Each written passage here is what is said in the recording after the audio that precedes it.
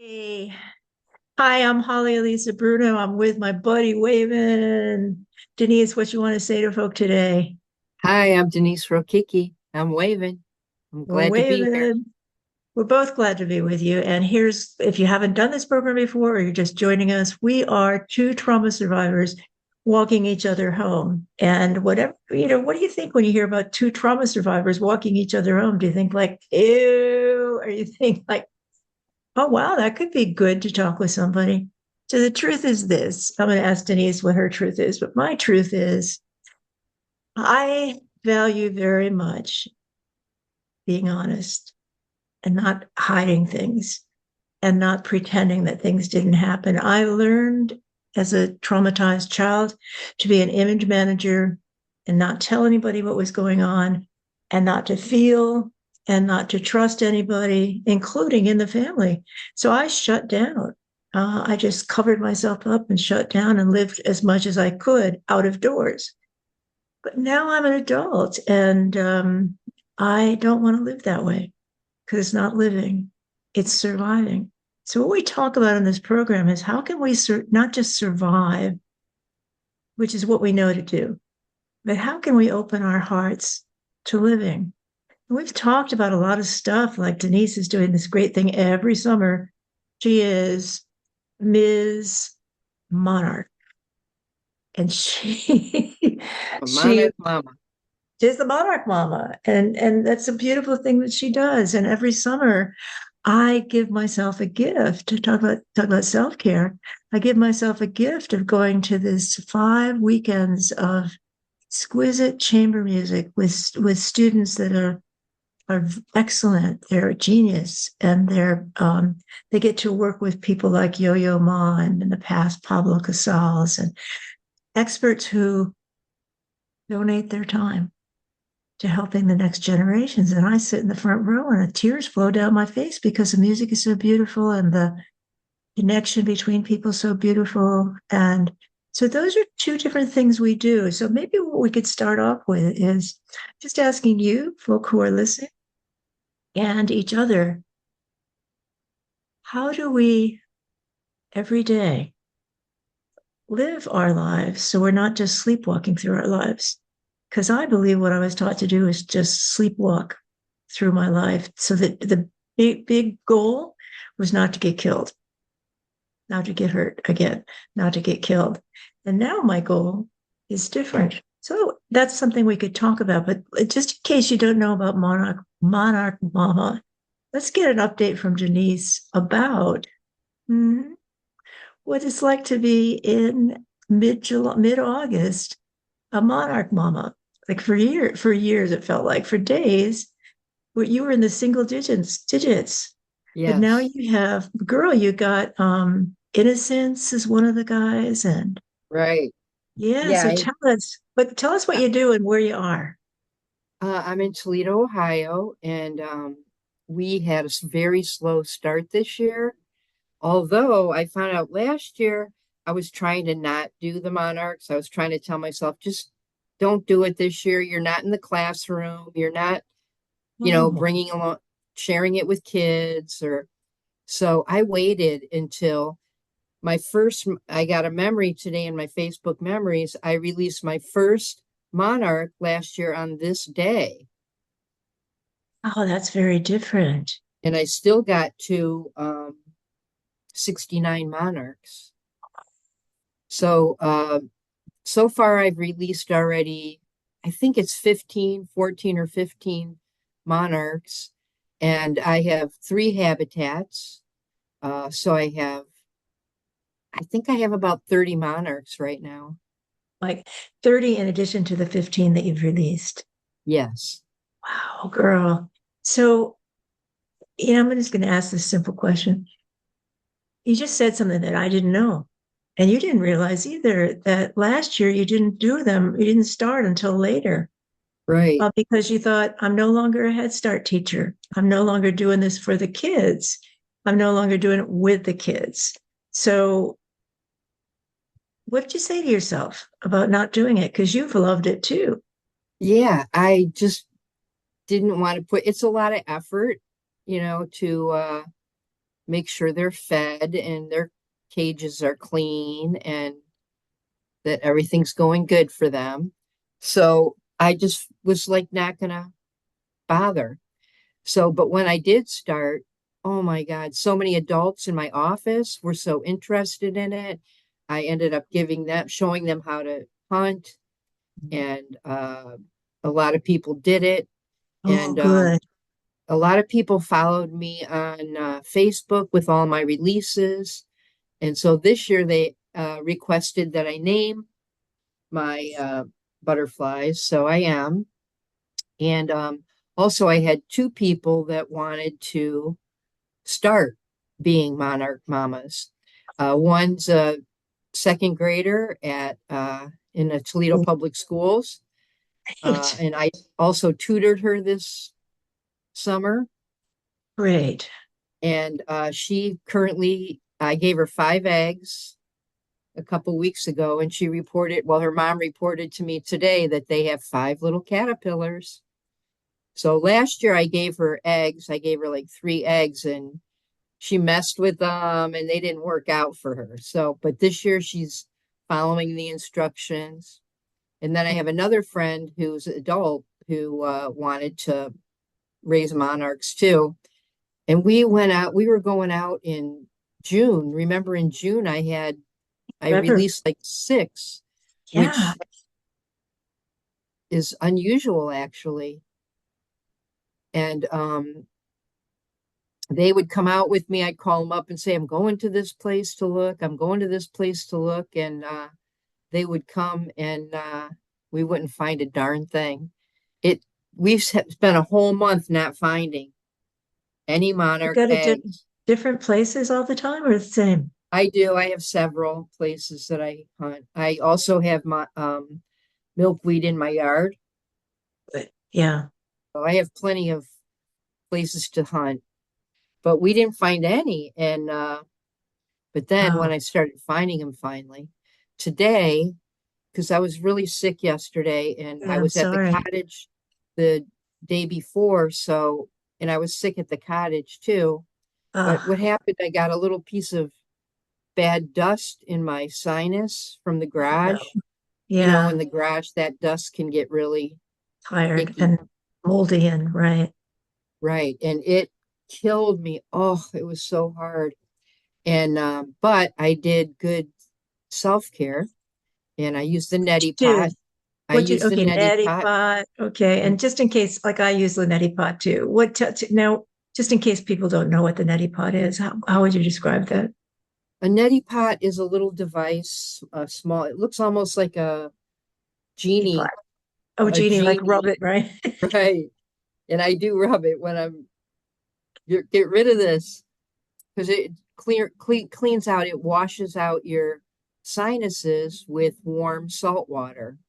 And I did it 4 times yesterday, and that made a big difference. And then my other thing that I swear by is chopping up an onion and putting Oh it on yeah. your headboard, next to where your head sleeps. Oh, no kidding. Yeah, it draws out because it started to turn into an infection. Yeah. You know, Right. You don't want that. Okay. no. So, That's so so I didn't get interesting. to. So when I came home from the cottage, all my milkweed was wilted, and I didn't care for the monarchs yesterday because I was Um, feeling so sick. yeah. So I got up early this morning and I went down to one of my places and just grabbing milkweed, not hunting, just grabbing milkweed to feed the ones that I already have. Then I had three, That were on the three. milkweed? Yeah, by the time I got home, I bring them home and wash them so Yeah. there's no pesticides or Yeah. Yeah. whatever. And I found 2 little caterpillars and 3 eggs. Oh gosh, that's wonderful. I wasn't even looking. I like how that happens. I like how Yeah. that happens. And that, Denise, says something to me about being a survivor versus being a person who's not a survivor. Um, my expectation in life with people was that it wouldn't be good. It's like you were just doing your job, but you felt better enough to do it. You were going out to get food sustenance for the caterpillars you're raising, not thinking, hey, maybe I'll get some caterpillars along here. Did not So even not even thinking imagine about that I it. would. Right. And so as a survivor, I just put my head down, Right, and go do the did what work. I got, get the work done. And sometimes I would be present doing what I was doing, but most of the time I dissociated. And if you're new to us, dissociation is it's worth looking up, but it's a process that trauma survivors use. I used it to keep myself from being in the moment. If I, for example, was in a boring classroom, I could just be writing poetry. To look like I'm taking notes, but I'm writing poetry. And poetry allowed me to express myself, which is something that trauma survivors rarely get to do because nobody's going to care or listen. So I'm writing the poetry and like it looks like I'm doing my job. The only thing I've got a problem with is if the teacher calls on me. Right, Then shame is the response because I'm not doing what I'm supposed to be doing. But right. but now Which we're here, comfortable with shame. We speak have for practiced yourself, shame. honey. So, Huh? well, let's talk Well, I about mean, that. yeah, not We at the know time, shame. right? Mhm. We know, we're familiar. Right. Shame is a killer to me. And what I heard Denise say when you said we're comfortable with shame, my first response was, "Oh no, I'm not." And I'm But not really either. yeah, so say what you meant. It's more familiar. I'm familiar with shame, and we can go into shame easily. Yes. And what is shame when you go That's into what I meant. shame, or I both trauma survivors here, when we go into shame, let's talk about what happened and what happens now. Because that's I think maybe part of what's going on with me, why I feel blocked to things. Right. Um, so I just want to pick up on what you said there in my immediate response. I learned because I heard it all the time and I was taught it all the time with a finger pointing and wagging. You ought to be ashamed of yourself. And my childhood response when someone was shaming me, which was often, is interesting. Would cover up my face and my head. I felt like I didn't. I felt like I didn't want anybody to see me, and I didn't want to have to look at who was hurting me. And I also was trying to protect my face because I was so vulnerable to people throwing slings and arrows at me. But what shame does, and I'm looking to the neuroscientists to show us what happens neurochemically when we get shamed. I've just learned a little bit about that, but what I know about it is that all of the chemicals that we call our internal drugstore, the chemicals that cause me to shut down, feel bad about myself, not feel excited about life, those are the chemicals that get triggered by shame. Shame is not just feeling bad, it's feeling bad about myself, so bad about myself that I don't feel I'm worth anything, that I accept the feedback that I'm getting from the people around me, that I'm nothing, that I hate to say Like these things out loud, stupid. Go ahead, sweetie. I create uh those messages from others. They don't even have those messages, but I start worrying that, oh, she's not going to like me. Oh, the people pleasing stuff. They don't even have any feelings or they're not even thinking about me, but I'm putting that on myself. Like, that I'm not worthy, I'm not capable, They're not going to like me. Everybody hates me. Nobody likes me. I'm going to go out and eat worms. and eat worms, right? I have a Don't eat the friend. caterpillars, though. No, I have all these. I'll show you what I love these. I used to see these when I was growing up. Hope I can make this so it's seeable. It's hard there. It's hard Put it in front of your face. like this. Oh yeah, Right. good. Thank you, Katie. Whoop, in front of Because my. because of the background, it's trying to find your face. Okay, it was there for a minute. There it is a Put your little bit. face put your face behind the behind it all the There. way. Keep, yeah. Okay, that's it. It comes in and out. But what it is, my friends, is it's just a little framed. Is it Santa Claus? No, it is people out in the woods, and it's a beautiful vase of flowers at the edge of somebody's property, just before the woods. Anyway, it's all colorfully done, and then it has a poem beneath it. And the poem beneath it says, appropriately, somebody cares. Somebody's happy when you are gay. You are in somebody's thoughts. Somebody cares when you are away. Somebody cares a lot. And somebody knows how long it seems till your hope is its full fruit bears. Somebody's sympathy shares your dreams. Somebody truly cares. Somebody's sure that you're bound to win. Honor in all that you do. Somebody's loyal through thick and thin. Somebody cares for you. And there it is in this beautiful, painted, like colorful thing. And I've got it right here. And I used to see these as a child. I think that before people sent cards to each other in the like 1920s or 30s, they would they would give these little paintings as gifts to each other. And people would put them at their doorway to welcome people. They're often about Mother's Day, which is hard for me, but it's often what a great mother we had. And but then there are other things like Rudyard Kipling's if you can keep your head when all about you are losing theirs and blaming you, you're a better man than I am, Gunga Din. And so why do I have these around me? Well, Denise, just hearing the poem, what would that say to you? What does that say to a trauma survivor? And those of us Just listening, to remind us, we're worthy of joy. We're worthy of pleasure. We're worthy of comfort. we're worthy of being more than ashamed of ourselves. Right. And you just said a powerful thing. Two things. One, we're worthy, because the message trauma surviving children get is what?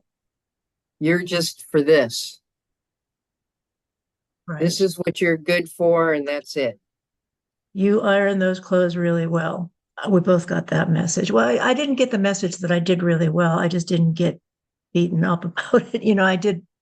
When I was doing it, people wouldn't mess with me. Right. They would leave me alone, and because I was doing work, and I was raised in a family where work addiction was the one acceptable addiction. Everybody was a work addict, and that was acceptable. Work yourself to death. Right. There's a woman, Ann Wilson, Dr. Ann Wilson Shea. She's dead now, but her whole field was work addiction.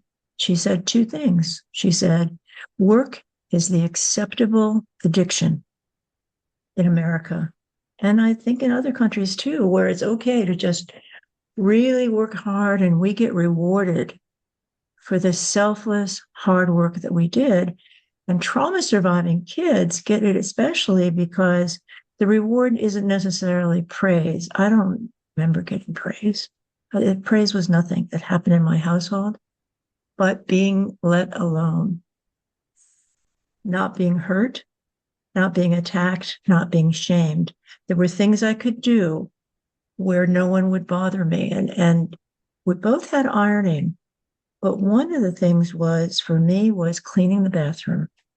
Youngest in the family. Why on earth would I like to clean dirty toilets? And I didn't like that. But I loved being able to close the door. Why? Because every Saturday, my mother was just doing what her mother did and possibly what my great grandmother did, scream, scream, shaming things at us. What she would yell, what do I have? Pigs for daughters. Um, and she said it so many times, I didn't think she knew what she was saying. I think she was dissociated. But Right. whatever we did was never good enough. So, for example, one time I really got into a horrible shaming and beating was when I um, cleaned the stairs. There was a rug going down the stairs. I had to vacuum the rug. And I had to get out that special attachment and vacuum where the polished wooden floors were. And I had done it, everything was sparkling. But apparently, my mother, with her critical eye, saw one flaw. And I couldn't see it. But she said, "Look at you. Can't you do anything right?" And she screamed and screamed about this. And here's the mistake I made when my father got home, because I'm supposed to be taking care of my mother when she's having a nervous breakdown. My father gets home, and I always greet him outside because he needs to be protected by me, the child, before he walks in the house to know what he's going to get into. So I go outside and I tell him, "Yeah, she's not having a good day. She's really angry and she's screaming a lot. And for example, I think she's crazy." When he walked in the house with me, I had, just before we knew where she was and she could hear me, I said, "She's crazy today." And then I couldn't get another word out of my mouth because I was telling the truth that nobody wanted to say. I didn't Right. mean it like that. But the truth was she was acting crazily. She was just getting herself pumped up with rage at me so that when the father, the authority figure, walked in the house, he would then have to punish me because that was his job to, you wait till your father gets home. That was one of the things. And so he punished me so badly. He was so triggered by hearing she's crazy because I was telling the truth, and that truth was not to be told. Nobody knew my mother was having a nervous breakdown. She lost like 30, 40 pounds. She started wearing black. She always wore pink, always wore pink. And anyway, that was shame. She was shaming me, and I wasn't having any. She was telling me I didn't do my job, and I wasn't having any. I knew I did my job. I knew I did the best I could. But my sticking up for myself was intolerable. And so she knew that if she started screaming to my father about, "Look at your daughter, look how awful she is." And it didn't matter whether I had done anything wrong or not. The punishment came. And here's the other thing about shame, Denise. The attempt to shame me as a traumatized child was always there because then I was controllable. If I was ashamed of myself, they were right. Just I put my head down and everything they said about me that was awful was true. And so if they told me, "Leave the dinner table without finishing your dinner, you don't deserve to be here," or go do the dishes again. It's not your turn, but you do them again. All that stuff I would do because I thought I was so bad, I didn't think I had a choice. But there were times, and I Right. want to ask you about this, there were times when I knew I was not deserving of shame in that particular situation. Like when my mother was yelling at me and then saying to my father, "Look at that. Look at how she didn't do the stairs well." And it was perfect. The stairs was perfect. I had gone over it with this, like, there's this little vacuum attachment that you can get every little piece of dust out. I had done that. It was sparkling. It was sparkling. But it didn't matter. I wasn't in the wrong, but it didn't matter. The shame came crashing down because my mother's need was to get my father pumped up. And when he got pumped up and really violent, then she somehow enjoyed that, gave her power too, because she was triggering him. He got triggered. And then usually she would yell, and the things we don't forget, she would yell, "Stop, Jim, you're killing her. You're going to kill her, Jim." But in this case, I think she was so angry at me that she just let the violence happen. And that was a time I remember that I got slammed all the way down the hall into another room, into what we called the utility room, into the place where they stored, it was a plywood place that my father had built, into the place where we had, we would keep the vacuum cleaner, but of course I had the vacuum cleaner out. So it was like a plywood coffin. It was awful. He beat me in there. And that's where I blacked out. And that's where the shame, I finally got it that the shame was going to be inevitable, whether I believed I was ashamed, should be ashamed of myself or not. they were going to force me because they were bigger, stronger, had the power, could hurt They had the me. resources. The resources, um, the approval. It was approved in the day that parents could do whatever they wanted to do with their kids. Yep. Behind the closed doors, parents could beat their kids. Even till like 20 years ago, 95% of parents in the United States believed that spanking your kids was just right. We got spanked all the time, but uh, when things were Spare the serious. rod, spoil the child, I believe is what the way they called it. Right. And that was the opposite, right? Because they Right. were choosing the rod and not spoiling the child. Yeah, they had a lot of sayings that went along with it too, that made it okay. It was okay. And Um, some people still believe that. yeah, a lot of people do. When I hear in school systems, and you've probably heard this a lot, children are just not as disciplined as they need to be. Right. And you and I both know about this really helpful person, Dr. Becky Bailey, who said, wait a minute, discipline. Yeah, it's not We about should just teach, not right, beat. teach, don't beat. Because if I'm beating, what am I teaching? The beat, that's how you solve problems. Violence, power over somebody. That's what you do. And how do little kids become bullies? Well, somebody beat, Bully them. bullied them and had the right. That's the thing. That's the thing. Bullies have the right. A father has the right to beat his children. And sadly, in some cultures, and this is time for us to say, guys, if you're listening and it's getting tough, just pick up your iPhone and Google Warm line. Hey warm line Google, warm line. for trauma survivors. Add on I think for me, I have to add on the trauma survivors because, and if I Google warm line, not hotline, what's the difference, Denise? A hotline is if you're in severe crisis, you want to unlive yourself The way to put it, or yeah. hurt somebody else. And warm line is when you're just need a little positive help. Yeah, I think that's a really great way to put it. Here's another way to consider. Hotline is when I need to be saved. I'm in a really bad place, like hurting myself or another person, and it's a last ditch effort, where I can't do it alone. I got to get help. It's like for years because I wasn't supposed to ask for help. When I was sick, I wouldn't tell anybody. Just bump my toe. I wouldn't tell anybody I was sick.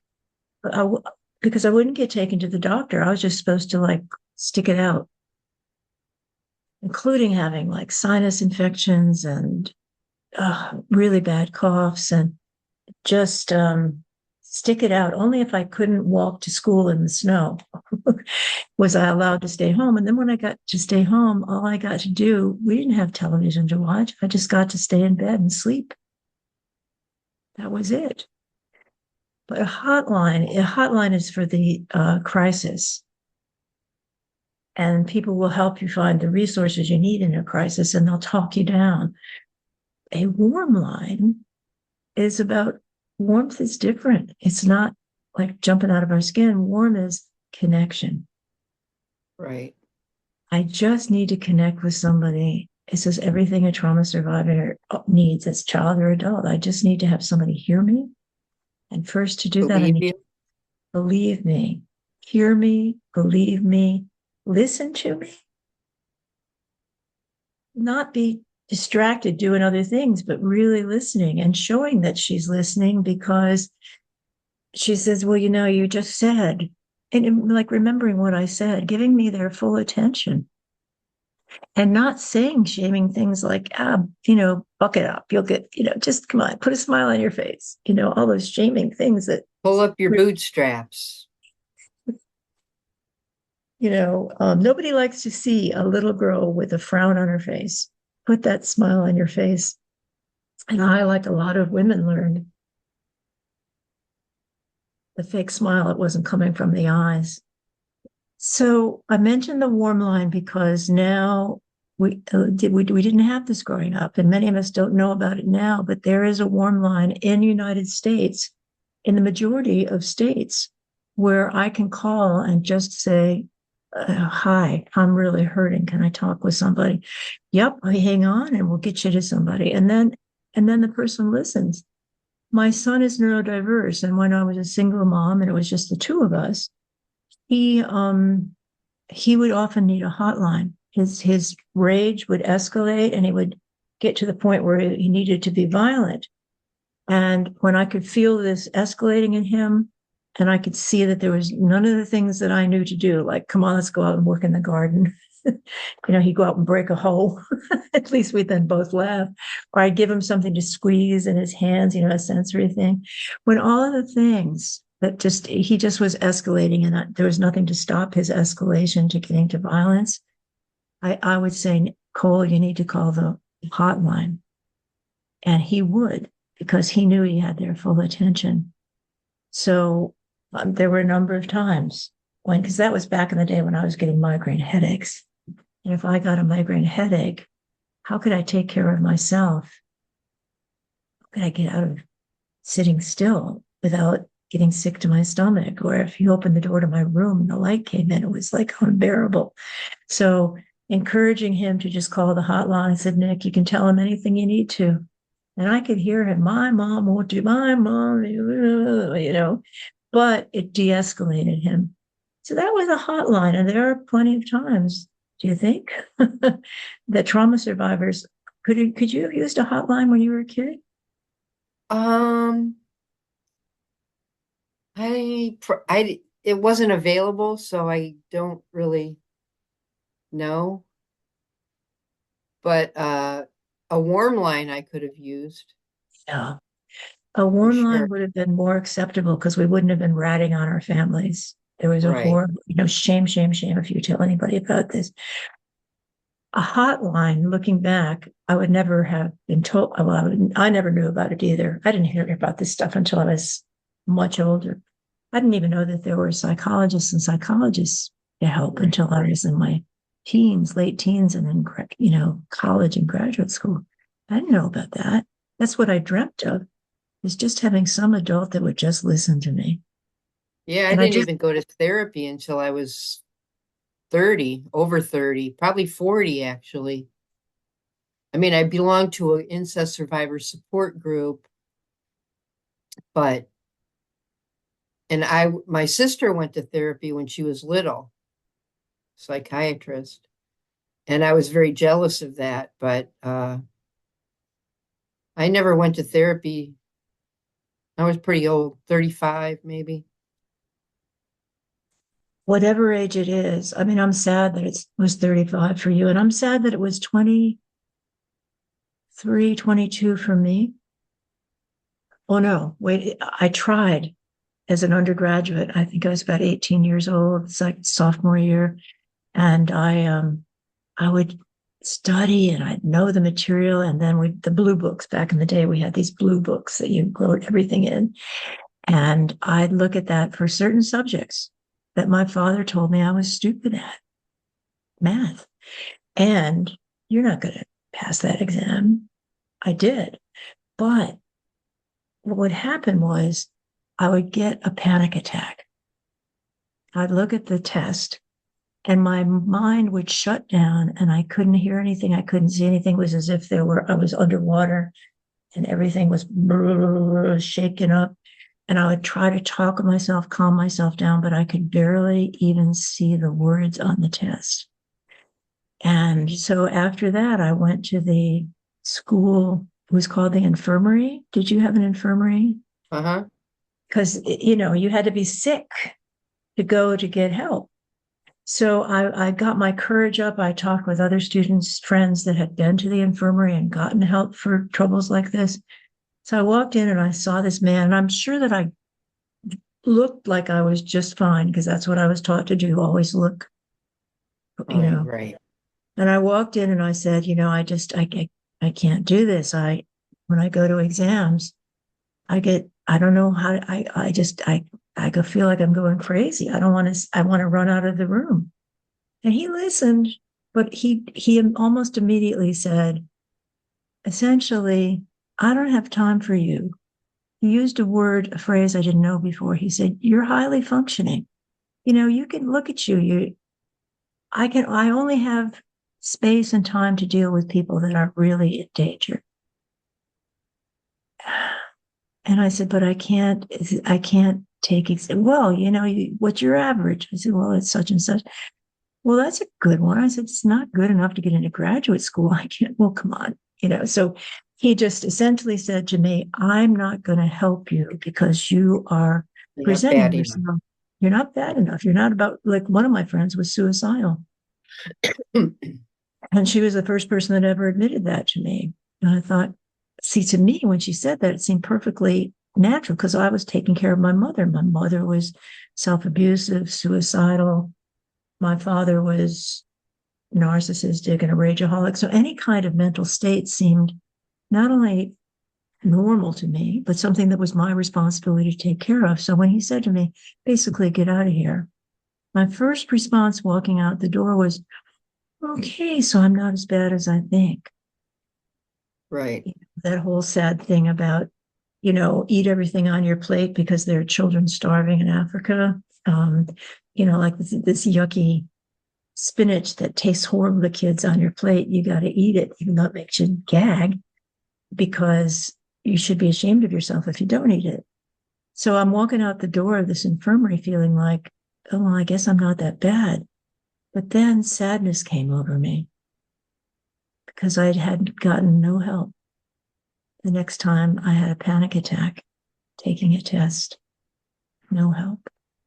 So it was really only when I went to graduate school and I started having the same problem again that I went back to get help. I went to the infirmary and I got intake by a guy, Dr. So and so. I remember it. He started asking me about my sex life. I mean, I was 22 before I even had sexual relations with anybody. Um, and at 22 before I got birth control. I mean, it was like, wow. That was pretty old, but most women were before that. But then there were some of us, like me, and I don't know, Denise, maybe you, we were virgins because I was scared to death. If I wasn't a virgin, my life would be totally shamed. If I got pregnant, totally shamed. Mm-hmm. You ought to be ashamed of yourself, and I would be banished. Girls in my high school class that got pregnant, they left. Nobody talked about them. They either didn't come back or they came back very different. And Right. no one would talk about that. We all knew their names. At high school reunions, everybody would say, remember so and so? Yeah. Well, you remember she wasn't here after a while? Yeah, she wasn't with us at graduation. I remember now one of my friends, remember when she wasn't here for a semester? Yeah, she said she was going to go to New York to just have a time with her relatives. At our 25th, or was it 50th reunion, the same woman said to me, and we were close friends. She said, she was Black. She said, yeah, I got pregnant and I couldn't tell the father. He was a classmate. And I couldn't tell anybody. So I just found a way to go off to live with my relatives for a semester until I had the baby. Gave the baby up to my relatives. I was living with them. They took the baby in, so nobody had to know anything. Baby got the birth certificate. They were the baby's parents. That was the kind of covering up of shame, awful stuff that went on. But where did we start talking about this? It's because we were old. Either old when we asked for help, like definitely not. Your sister was what, in elementary school when she got help? Yeah. Uh, well, she was like 4 years old, which because I made you, was in kindergarten. I was been 5. Yeah. Yeah. She went to Dr. Bean's because she would hold her breath and pass out. which was really smart for a little kid to figure that out. Right. How do you I think tried she, to, but I couldn't do it. so what happened? You'd be, Yeah. wow, that's, yeah. So she's 4 years old. And when she pass out, what would happen? I don't really remember. I remember she interrupted a lot of things Like that what? we like church, holidays, she would disrupt By holding her breath, or she'd do it other ways too? other ways too. Like she was very expressive Wow. over, to me, well, she said it herself last week that she says what she thinks. But for me, it felt like she did enough for both of us. Like I shouldn't be expressing because she did all that. And it wasn't pleasant, it wasn't helpful. Yeah. What you're saying here is something that's not just true for trauma survivors, but it is true for us. It's I forget the exact term, but it's like the hydraulic explanation for what happens when two people are together and they're both getting up, that they both have triggers going on. One of them expresses it, and that relieves the other one to be just fine. It's like in couples when something's bothering both people, like maybe they don't have enough money to pay for groceries, and one person starts weeping and crying. That allows the other person to comfort the person that's expressing herself.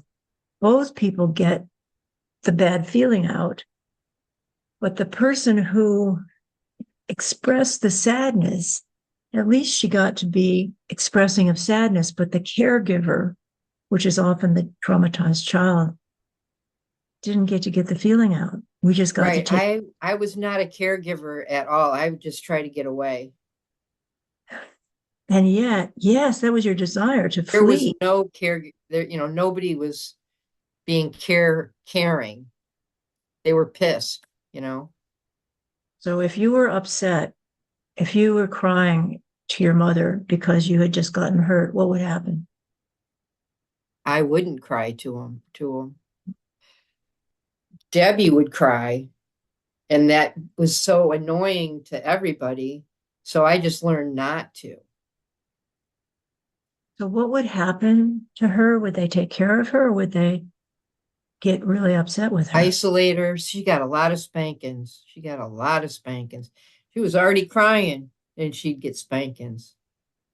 And that's where that phrase comes from that many traumatized children get. You want something to I'll give cry you about? something to cry about. Right. And that was the threat. I mean, if I had even just tears coming out of my eyes because my 3 year old self or 2.5 year old self couldn't keep the tears in, the hand would go up and say, "You want something to cry about? I'll give you something to cry about."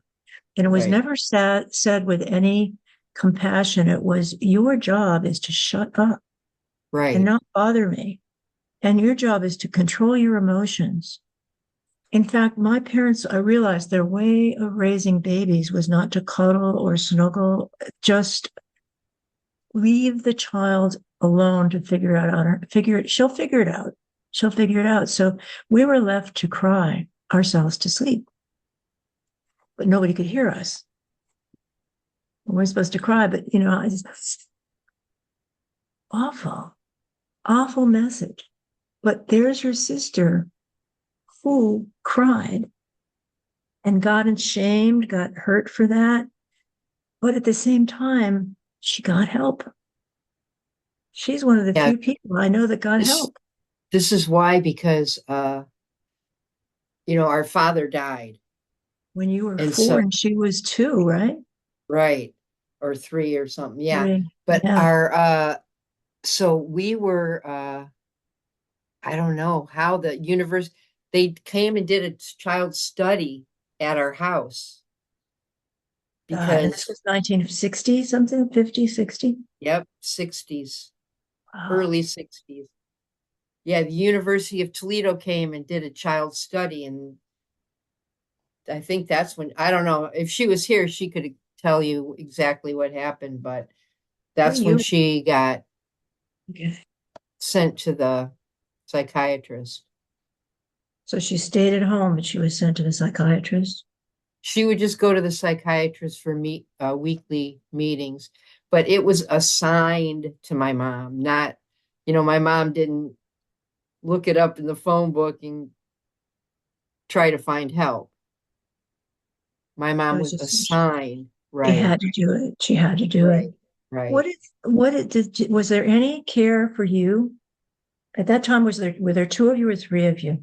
Three, Okay, so you were four, your sister was just three, and then the yes, other sister, right? right. She was like 11 months or something when Wow, her father, and your dad died, and it was tougher than that because he died at home. right. And so And they sent Debbie and I to Alabama to be with our Mimi and Pippi, our grandma and grandfather, who Mimi did not like kids. right, So, but they got you out of there so that your mother, who was she having a nervous breakdown? yeah, she had a nervous breakdown. So then she could, just have the one baby to care for. How much do you think the baby got cared for? I doubt it. Like my sister Casey, she's the youngest of us three girls. She was always very quiet. She always stayed in the corner, never made any problems. And both her and I learned that because Debbie made all the problems. Right. That was my perspective at the time. Did you carry that into adulthood? Yeah, I still think of her as making a lot of problems out of nothing. And what about this lifestyle that you and Casey developed? Did you carry that into adulthood? Well, I was always the entertainer, the people pleaser, the entertainer. And Casey was very quiet, and she still is. She doesn't want to talk about anything that's controversial or risky, or she stays back. So my sister, that was the eldest, the perfect child, the golden girl. She had, and I had to look this up when I was writing my book about happiness is running through the streets to find it. I looked it up, and Karen had dissociative amnesia. She dissociated as a child from being in the moment so often that she had no memory of our childhood. Yeah, Casey does not remember either when, like, because my brother-in-law, I came to visit one time, and my brother-in-law said, "Why did you move so far away and stay away so long?" And I said, "Because my father molested me. My stepfather molested me." And my sister Casey was like, and he looked at her and said, "And you?" And she said, "No." Because pretending, and that's dissociation takes us out of the situation, but it also shuts down our brain from functioning. You and I have talked about, and I invite people that are listening, when you were a child, did you have ways of escaping from the moment? Maybe the moment was too hard, like maybe the adults were screaming. Maybe there was a parent that was drinking. Maybe in my case, it was a parent that was silent, but he was ramping up to rage and violence.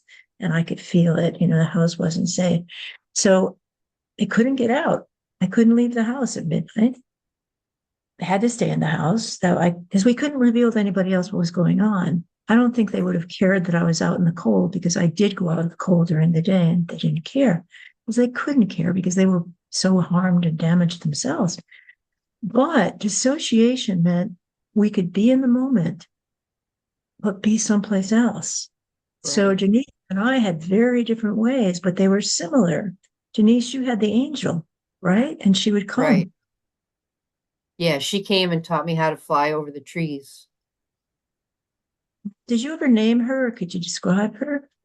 I could describe her. She was the most beautiful, perfect angel in the world with big wings, and she was awesome, beautiful. She had a smile. She smiled, she paid attention to me, and focused just on me. Because, when I was little, I was the helper right away. I wasn't nurtured. Right. I became the helper You of didn't get a Debbie, childhood, right? right? Who was, a handful. Mm. So when this angel came, was there violence or some inappropriate stuff going on that you had to Oh, my leave your father died and we were still home. We hadn't been sent away yet. And I think my mom told us that there were three little girls in heaven that needed a father. dad? You told me that, Yeah. And but so then you were I really think that was pissed, the trauma. Like, you're nobody. right? They You don't were more deserve an angel. important. Right. And then the angel came and, made me feel like, here, I'll teach you. I'll save you. Yeah. And how long did you have that angel with you? She really, I only know her to be there that one time that I Oh, saw her and flew with her. But I always knew I had a guardian angel.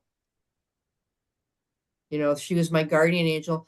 My church, my school, they promoted that also, that we all have a guardian angel that is looking out for the best for us. wow. So I just always knew she was there. How much of a difference did that make to you throughout your childhood? Uh, I guess a big difference because also in my religion, I really loved Holy Mary, Mother of God, because Hmm. she was kind to children. She loved children. The children were of value. And I didn't have that at home. Even The Jesus children, loved the little children, all the children of the world, right. let the But I children didn't, fun. it Yeah. wasn't Jesus. I didn't go for Jesus well, I was a Jesus freak in high school, but But as a I, kid, it was Mary. it was Mary who I really thought was the best. Yeah. Well, with good reason, because Mary could give you what that you couldn't get at home. Well, I could see that there is kindness and people do care for children and, you know, children are valuable and Yeah. And so here we go. And look at your life career choice. right. And if people are listening for the first time, how did you turn your broken heart into art, Denise, when it came to your career? I really loved, I went to college in University of Toledo and got an elementary and special ed degree, but I really liked the little ones the best. So started working with the Head Start program and, it was great. It was a Yeah. great career. And I gave myself a good childhood through creating beautiful activities for children. And I So didn't hit anybody. did you find yourself getting angry sometimes or like just being really just on edge because children were screaming or children were you didn't? How did you deal with that? I I always knew it wasn't good to hit kids. And honestly, I numbed my feelings. My sister got had all the feelings, and I was to have none. Mm-hmm. You know, so I'm able to not express my feelings. For As a yourself. matter of fact, as an adult, I've had to learn, oh, this is that. Oh, this is that. Well, through Becky Bailey's program, actually, is when I learned, that everybody has all these feelings. Everybody does. And still I can I guess dissociate from big feelings. Well, what And I'm hearing, and take what you like and leave the rest, which is a phrase from 12 step groups that help trauma survivors. Um, if this doesn't work for you, you can just say, no, I don't accept that. That's okay. But when I was listening, I was thinking, wow, you could comfort other little ones and you would never hurt other little ones. But beyond do no harm, you would bring in love to those children and comfort and safety, but not for yourself, except in a secondary way. You gave yourself a great childhood by giving other children what you couldn't have. And you probably got there in the purple sand, right? And Right. enjoyed the purple sand. And today, here's something, and if you're a trauma survivor and you're listening, both Denise and I can get so into the moment that we are totally 800% there, almost like little children. Yes. I every summer I buy myself, and it's not that it's like $40, but there's taking care of myself like that is something I was not supposed to do. But I get the front row center seat at the Marlborough Chamber Music Festival so that I can be so close to the musicians that I can feel their vibrations and I Right. can feel them communicating with each other, not just through their eyes, but through everything. And I know neuroscience enough to just know that every one of their nerve cells is quivering. They're talking with each other. And why am I doing that? Well, because since I was a child, music would soothe my traumatized soul. If I could let the music in, that could calm those nerve cells that were freaking out, could really calm them down. And when you think of ACE's study, Denise, and my family is really clear. I don't know about your family, but so ACEs, my friends, do you want to describe that to people, Denise, what ACEs is about? ACE's adverse childhood experiences. And there's a list of several, I think maybe 10 or 12. 10. Mhm, 10. And you score yourself, you look at those, and if you experience that, that was a trauma. Yeah, And the more you experience, the more traumatized you were. right. And now there's like gallows humor because like I joke, I don't really joke, but sometimes I try to joke. My score is an 8, and I think you got me beaten, right? Yeah. Yeah. There's one that nobody went to jail, Right. but we always had the fear of them going to jail, Mhm. or I did. In my case, nobody went to jail, but they should have gone to jail because they were committing crimes. But inside the Right. house, it was Right. And we had crime too. So that's why I always thought somebody was going to end up in jail. But so really, I'm a 9.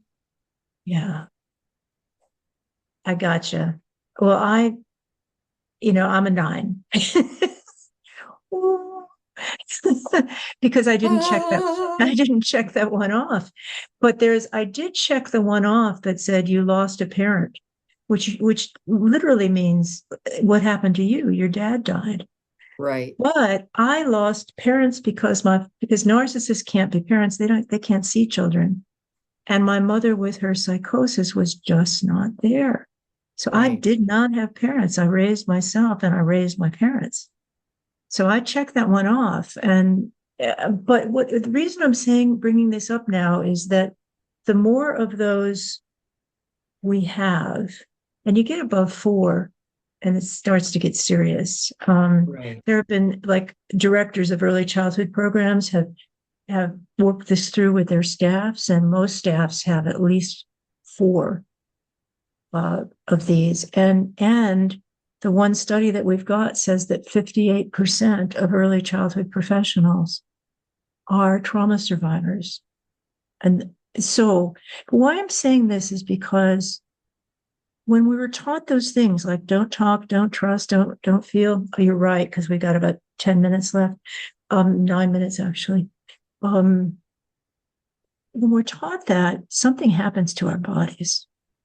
And Right. I remember, do you remember telling your body to shut down? Oh, during molestation, I would leave my body and go up in the corner and watch because I never wanted to forget. Oh, That's brutal. So that way I left my body, plus trying not to feel what was happening. A lot of effort went to that. And yeah, it's not good to be traumatized. It It's not good to be affects our ability to feel, our ability to trust ourselves. can't trust other people because the people that are supposed to be trustworthy are the ones that are doing this. And then we can't tell anybody. So we can't believe ourselves. Right. And so what I did when all the abuse, the molestation was taking place was because it happened, I was really a small child, I think toddler. Do you know how old you were when the sexual abuse started? Um, I believe I was, Debbie says it started earlier than I thought it did, but I believed it didn't start until we moved over to my evil stepfather's grandmother's house. We all moved in with her to help her. But I watched my sister getting beat up like he would beat her up for having emotions. He would give So, her something to cry about. So, I right. mean, I was already seeing abuse then, but I was probably, I don't know. The first time I was molested was I was like 9 years old in the alley by some other guy who I can't even identify. An adult or an older boy? I think it was an older boy. And then there was an older boy in the neighborhood down the street who would coax us into the house and do stuff. So my first molestation, I was like 8 years old. But Jack, I remember like about age 13. Oh, man, I used to wonder, how is it that I didn't get pregnant when there was this sexual molestation taking place? And what I came to is that it was largely oral. That was not going to cause pregnancy. Right. And so a lot of the troubles I've had as an adult still can have them. Take my water with me. I can start feeling like I'm gagging. I don't do it much anymore, but that was something I felt for years as a little kid. I start feeling I can't swallow. And I didn't understand it until this all made sense to me. And in terms of trauma survivor recovery, here's a pathway that helped me. I didn't know it at the time, but it was only when I could live with the truth that something had happened and accept that and not pretend like my God bless my older sister who died of an autoimmune disease and suffered for 20 years in Columbus, Ohio. I it's interesting because my brain is going flatlining here, which is what happens, but here's what happened with me as an adult. I knew that somehow I knew inside myself that courage was required. And if I kept lying to myself that it didn't happen, or as my father would tell me, you didn't see that, daughter, I kept lying to myself that I would never get better. And so slowly, with the help of being in support groups mostly, or church groups, I would just say, okay, I'm with a group of people now. If I'm anxious, I don't have to run out of the room. And eventually it came to me what had happened. And once I was able to admit that I was terrified I was going to choke to death my whole childhood, then I started being able to have the memories of what was going on, why. Um, and this stuff isn't written much about because it's so horribly shaming. And there's shame again, Denise. If I feel bad about myself, shame is a silencer. I'm not going to tell anybody.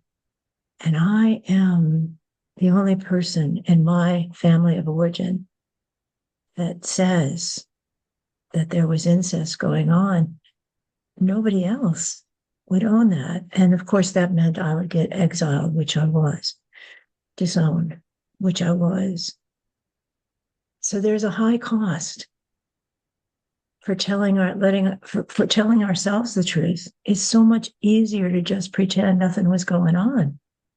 But it's a high cost either way. Your sister told, but that didn't mean she Right. got love. No, no, she was, further excluded. Right. And what And we then, know, yeah, they encouraged us, other children also to resent her for right. for her expression, for her Mhm. expressing. Was what she was doing bad?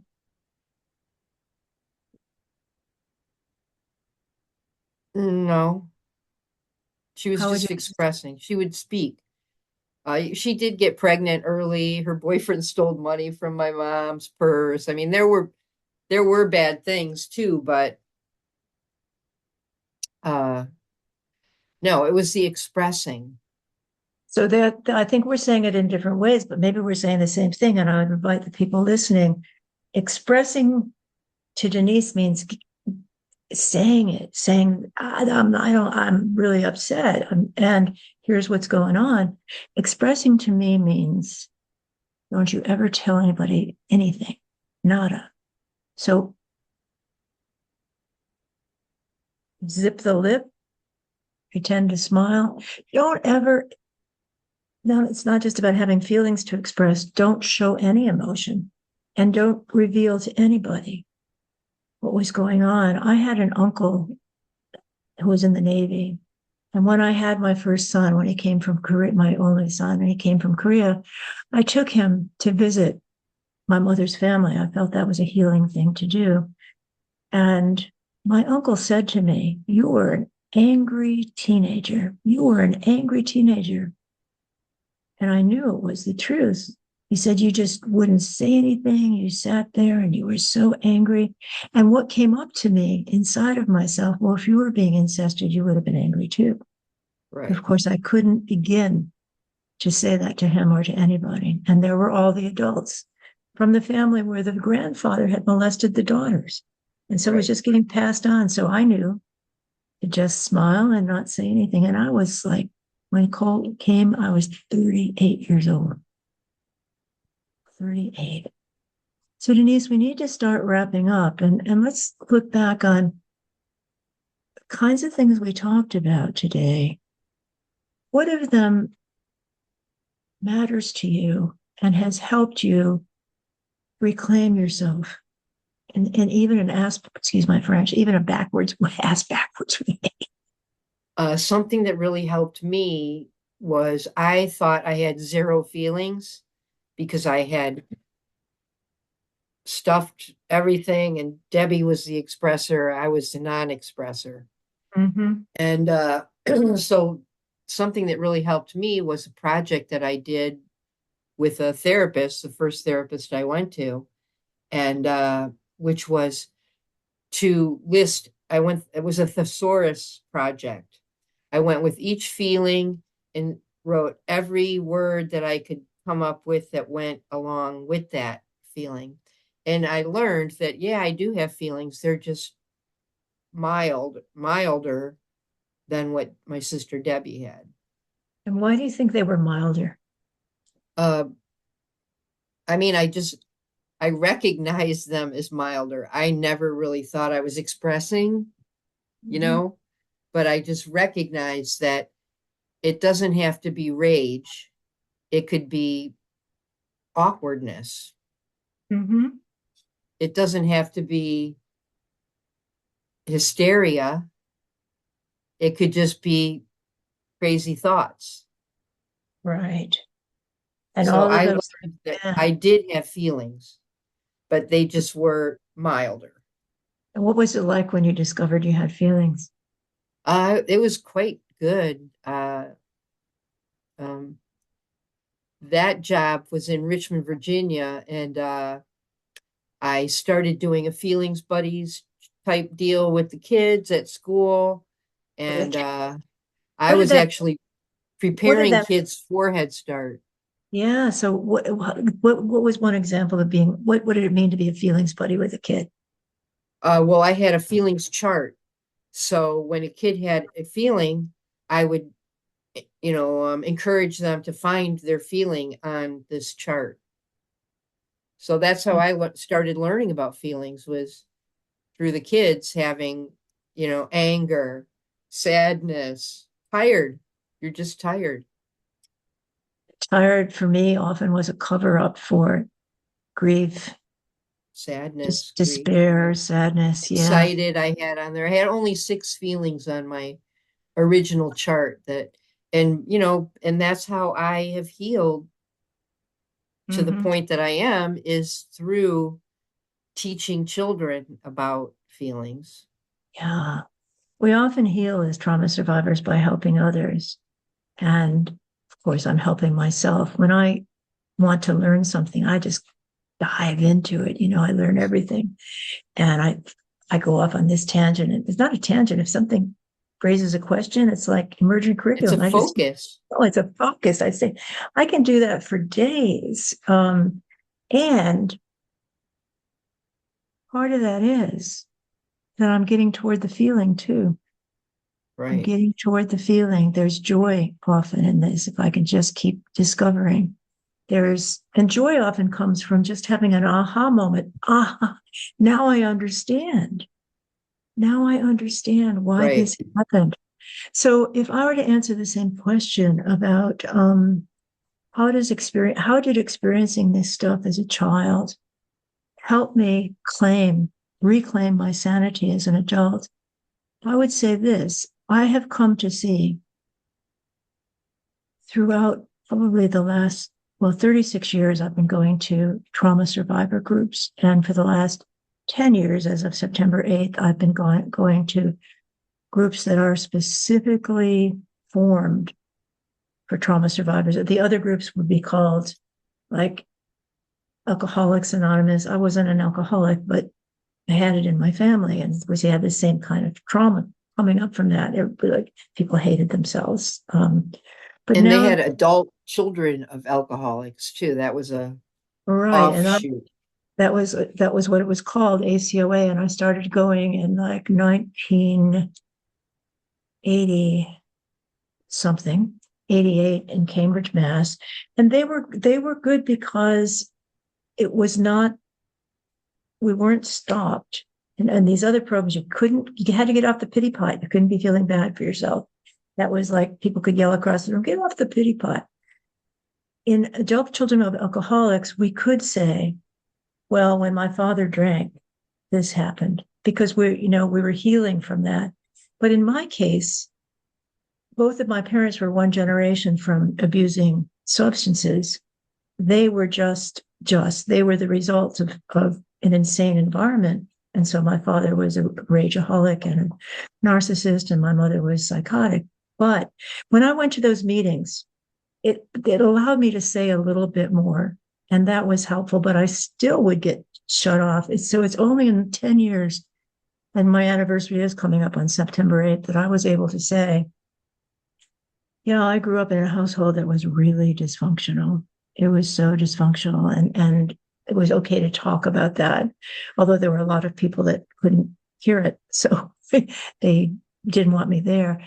But what I'm trying to say here is what helped me was to hear that other people had had similar situations, and we had all done the same things to ourselves, blamed ourselves, gone silent, not told anybody. We all had the same rules. So when I've read in this handbook, not handbook, but this called the Big Red Book for Adult Children, it's adult children of alcoholics, but it's been changed to adult children of alcoholics and trauma, and dysfunctional families. The same three rules were for all of us. Don't tell anybody, don't feel anything, and don't trust anybody. That's when I started seeing, and here's the point, when I could start owning that this is what I experienced, it was almost like a spiritual gift. It's like, okay, I can own that. I can admit that. I can cry about that. I can feel that. I can share that. I don't have to keep it a secret anymore. That openness of my heart, that's what I call it. My heart kept opening. That then I could see another connection. Oh, that's why I was choking all that time. Oh, that's why. Oh, that's why my sister Karen got this horrible chronic progressive MS that broke her down every cell in her body. Her body, she said, was attacking itself because that's what we were taught to do. Right. So, my friends, we're at the end. Denise, if you feel like, is there anything you'd like to wrap with or say to the folk here today? And then we'll just invite them to join us next week. Um, the reason why I attend this particular group and another group that I attend is because I want to always be putting effort towards getting better. And what does that do for you, Denise? What does And it give you? joy was the most elusive of the feelings. And what I also hear is hope. Hope got knocked out of me. Hope got molested out of me. I knew that I was loyal to my family when I abandoned hope, when I thought I was the worst thing, when I never felt I was worthy of anything. Then I belonged to the family. Then I belonged. Well, guess what? We are choosing families that are functional families, that are Right. healthy Oh, families, that are helpful to each other. And this program is two of us just co-creating spaces where we can talk without shaming or blaming. I mean, did I hate people? Yeah, but could I express that? No. Was I resentful? Yeah, but could I express that? No. But now I get it that no amount of shaming or blaming somebody else is going to heal me. The healing is right. to own. Well, what is the healing for you, Denise? Well, we end the cycle of abuse. We don't abuse others. And, or if we are in that mind frame, we are able to recognize, oh, and we don't do it.